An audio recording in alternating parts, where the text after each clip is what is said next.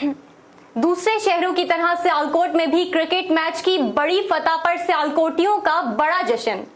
शहर इकबाल के शाहीनों के पुरजोश जज्बे देखने लायक थे।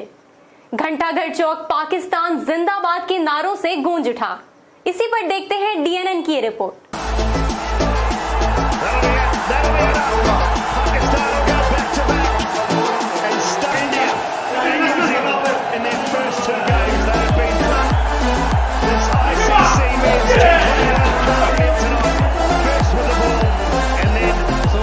आईसीसी वर्ल्ड टी20 के मैच में इंडिया को बदतरीन शिकस्त देने के बाद न्यूजीलैंड को भी 5 विकेटों से शिकस्त दे दी। फतह का जश्न मनाने के लिए सियालकोटियों की बड़ी तादाद ने घंटाघर चौक का रुख किया, जहां पर ढोल की थाप पर नौजवान रक्स करते रहे। सब्ज हिलाली परचम हाथ में थामे पाकिस्तान जिंदाबाद के नारे लगाते रहे। आतिशबाजी का भी शानदार मुजाहिरा किया गया। शहर सियालकोट के शाहीनों का जोशो जज्बा दीदनी था। शहरियों का कहना है कि अगर पाकिस्तान टीम इसी तरह यकजा होकर खेलती रही तो वर्ल्ड कप में फतह हमारा मुकद्दर है।